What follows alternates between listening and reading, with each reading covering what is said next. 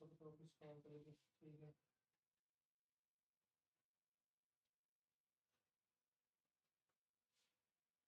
Everyone, welcome back to target for IQ. देखिए, 33rd Bihar judiciary की notification कभी भी आ सकता है, चाहे मार्च में आए या चाहे अप्रैल में आए। अब अगर मार्च अप्रैल में नोटिफिकेशन आता है तो आपका एग्जाम प्रीलिम्स होने की जो अप्रोक्सीमेट मंथ होगा वो आपका जून जुलाई में आपका प्रीलिम्स हो जाएगा। अब इतने कम समय में कोई भी स्टूडेंट जो तैयारी करना चाहता है वो भी अच्छी, तो आपके लिए एक नया बैच लेकर आए हैं, 33rd Bihar judiciary Eklavya batch, जिसमें आपको पूरी प्रॉपर तैयारी कराई जाएगी, वो भी कम समय में। कम समय में प्रॉपर तैयारी क्यों होएगी? बिकॉज जो भी आपके लॉ के सब्जेक्ट्स हैं वो खाली अकेला मैं नहीं पढ़ाऊंगा। इस बैच में आपके श्रेया मैम और वैभव सर दोनों मिलके आपको जितना भी लॉ का सिलेबस है वो सारा प्रॉपर कवर किया जाएगा। चाहे आपको टाइम टू टाइम नोट्स दिए जाएंगे, एमसीक्यूज कराए जाएंगे, राइट, उसके साथ साथ डाउट सेशंस भी होंगे। और आपके वीकली एक नया फीचर भी हम ऐड कर रहे हैं जिसमें आपके एमसीक्यूज कराए जाएंगे।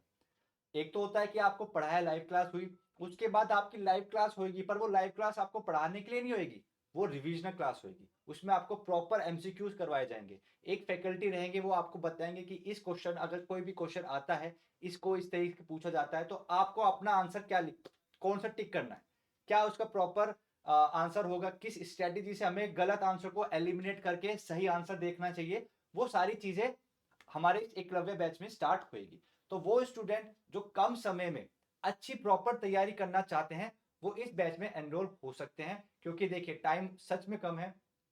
ऐसा नहीं हो पता चला नोटिफिकेशन आ गया और आप फिर तैयारी करते रह गए कि यार थोड़ा और टाइम मिल जाता, हम प्रीलिम्स की और अच्छा कर लेते। तो अगर आपको कम समय में अच्छी तैयारी करनी है तो एकलव्य बैच में आप एनरोल हो सकते हैं।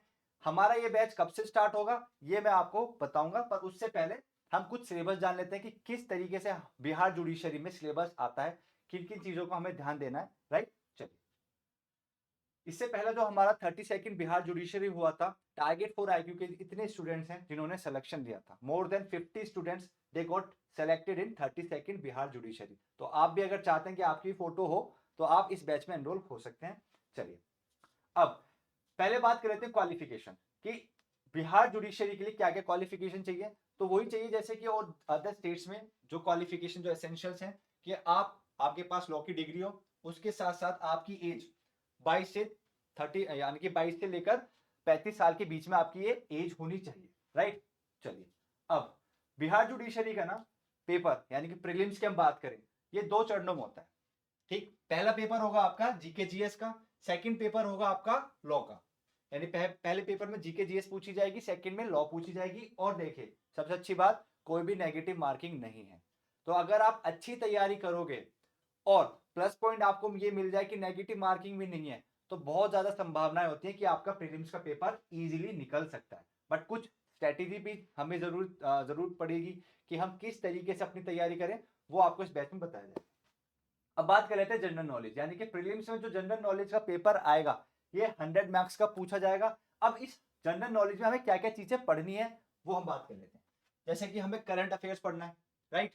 उसके बाद हमें हिस्ट्री पढ़नी है, भारत की क्या हिस्ट्री है। अब हिस्ट्री में आपको मिडाइवल भी पढ़ना है, मॉडर्न भी पढ़ना है, एंशियंट भी पढ़ना है, वो सारी चीजें। उसके बाद इंडियन नेशनल मूवमेंट पढ़ना है, राइट। इंडियन वर्ल्ड ज्योग्राफी भी पढ़नी है, इंडियन पॉलिटी पढ़नी है, इकोनॉमी पढ़नी है, general science and science and technology, यानी कि जीके जीएस का पोर्शन अलग है, पर इसकी इंपॉर्टेंस देखिए है। आप ऐसा नहीं कर सकते कि आप लॉ बहुत अच्छे से कर लें, जीके जीएस हल्का छोड़ दें, या जीके जीएस हल्का छोड़ अच्छे से कर लें एंड लॉ आप ऐसे ही छोड़ दें। आपको जीके जीएस प्लस लॉ में इक्वल इंपॉर्टेंस देनी है। दोनों एग्जाम के दोनों सब्जेक्ट्स की अपनी अलग अलग एक इंपॉर्टेंस है, ठीक। जीके जीएस कितने मार्क्स का है? 100 मार्क्स का है। वहीं हम लॉ की तरफ अगर जंप करते हैं तो यहां हमें पता चलता है लॉ के पेपर 150 मार्क्स का पूछा जाता है, 150 मार्क्स का आपका लॉ का पेपर पूछा जाएगा। अब उसमें हमें क्या क्या पढ़ना है वो हम एक बार देख लेते हैं। यहाँ पर आपको law of evidence and procedure. अब देखिए, लॉ ऑफ एविडेंस ये हमारा एक पुराना कानून हो चुका है।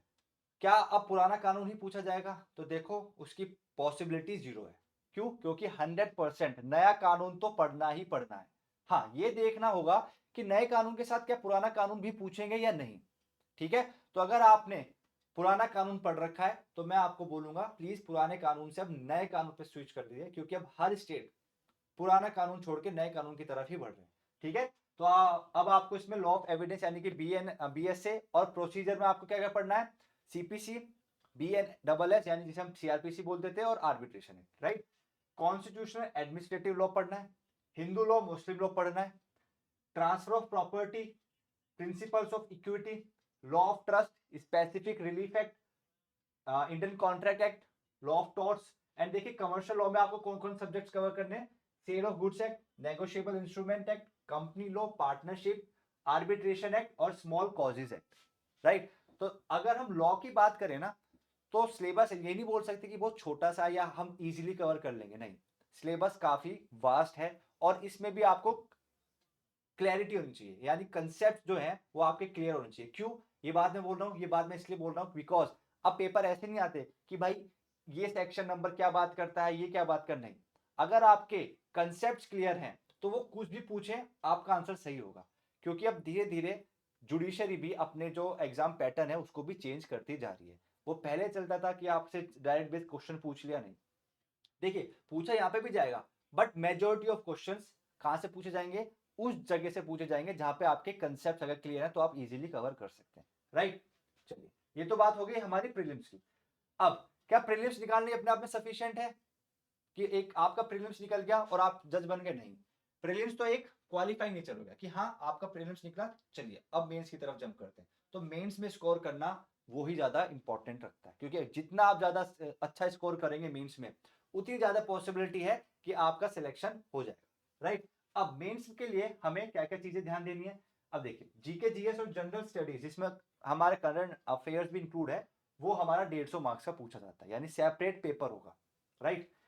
जनरल साइंस का अलग से पेपर होगा। अब देखिए जीके जीएस जनरल साइंस में इंक्लूड नहीं करी गई, यहाँ जनरल साइंस का अलग से पेपर होगा 100 मार्क्स का।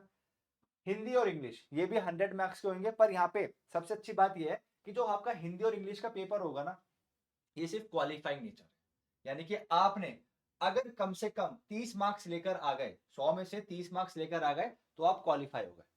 पता चला बाकी सब सब्जेक्ट्स में आप टॉप कर रहे हो, बहुत अच्छे मार्क्स आ रहे हैं, पर आप हिंदी में ही सपोज करो 25 मार्क्स ले आए, 27 ले आए, 28 ले आए, तो अब आप इंटरव्यू फेस बिल्कुल भी नहीं करोगे। तो ये गलती मत करना, हिंदी इंग्लिश को आप इजीली ऐसी छोड़ दो, हिंदी इंग्लिश को करना है पर इतना पढ़ लेना कि कम से कम आपके 30 मार्क्स आ जाए, तो आप आगे के लिए क्वालिफाई हो जाओगे, ठीक है। ये आपके मेरिट में नहीं जुड़ेंगे, हिंदी इंग्लिश के मार्क्स आपके नहीं जुड़ेंगे, इसको आपको ध्यान में रखना है। उसके बाद law of evidence and procedure, ये भी आपका 150 मार्क्स का ही पूछा जाता है। अब क्या सर इतना ही पढ़ना है, नहीं, इसके बाद यानी कि ये सब्जेक्ट्स जो हैं ये तो हो गए मैंडेटरी, ये पेपर तो आपको लिखना ही लिखना है किसी भी हाल में। उसके बाद अब क्या है, ये 5 सब्जेक्ट्स हैं, इन 5 सब्जेक्ट्स में से आपको कोई 3 सब्जेक्ट्स चूज करने हैं मेंस आंसर राइटिंग करते समय, ठीक है। जिस स्टूडेंट का इंटरेस्ट है constitutional administrative law of India की, सर मेरा कॉन्स्टिट्यूशन बहुत अच्छा है, मैं अच्छे से कर लूंगा या कर लूंगी, तो वो कॉन्स्टिट्यूशन चूज कर सकता है। हिंदू लॉ और मुस्लिम लॉ चूज कर सकते हैं आप। Transfer of property act, equity, trust, specific relief act, ये आप चूज कर सकते हैं। यानी कि ये जो 5 सब्जेक्ट्स हैं मेंस में, आप इन 5 में से कोई 3 सब्जेक्ट चूज करो और आप आंसर उसके उसकी मतलब चूज करने के बाद उसके आप आंसर राइटिंग करना शुरू करें, ठीक है। तो यहां पर मैं आपको बोलना चाहूंगा कि ये जो आप 3 सब्जेक्ट्स चूज करोगे काफी वाइजली आपको चूज करने पड़ेंगे, क्योंकि जिस सब्जेक्ट्स में आपका इंटरेस्ट है, जिसमें लगता है कि हाँ मैं अच्छा स्कोर कर सकता हूँ या कर सकती हूँ, आपको वही सब्जेक्ट्स देखने हैं, वही चूज करने हैं। अब वो आपका लुकआउट है कि आपको लगता है कि किस सब्जेक्ट में आप अच्छा स्कोर कर सकते हो, ठीक। किसी किसी का है कि सर मुझे कमर्शियल लॉ बहुत इंटरेस्टिंग लगता है तो आप कमर्शियल लॉ लो, बट अगर मैं, चलिए स्ट्रेटेजी वाली वीडियो में अलग से लेकर आऊंगा, वो हम तब बात डिस्कस कर लेंगे, ठीक है। तो इन 5 में से आपको 3 सब्जेक्ट चूज करने हैं। अब जनरल हिंदी में क्या होता है, देखिए निबंध 30 मार्क्स, ठीक है, व्याकरण 30 मार्क्स, वाक्य विन्यास ये 25 मार्क्स और संक्षेपण ये 15 मार्क्स, ये अपना एक हिंदी का जनरल हिंदी का है। इंग्लिश में क्या क्या पूछ सकते हैं, spotting error, antonym synonyms, fill in the blanks, test spellings, word analogies, ठीक है। यानी कि जो हमारा जनरल इंग्लिश है, जो आमतौर पर व्याकरण या ग्रामर हम जिसे बोलते हैं, उसका टेस्ट होता है। तो हिंदी इंग्लिश में आपको कम से कम 30 लाना है और आप क्वालिफाई कर जाएंगे फॉर इंटरव्यू। अब इंटरव्यू जो होता है आपका, इंटरव्यू आपका 100 मार्क्स का होता है, ठीक। पर सबसे इंपॉर्टेंट बात जो आपको ध्यान में रखनी है कि इंटरव्यू में यहाँ पे कैप लगी हुई है, कैप का मतलब है कि आपको इंटरव्यू में कम से कम मार्क्स लेकर आने हैं। अगर आप मिनिमम मार्क्स नहीं लेकर आए ना, भले ही आपने मेंस में बहुत अच्छा स्कोर कर रखा हो, आप डिस्क्वालीफाई हो जाएंगे, आप जज नहीं बन सकते। ठीक, अब बात आती है सर मिनिमम मार्क्स हमें इंटरव्यू में कितने लेना है।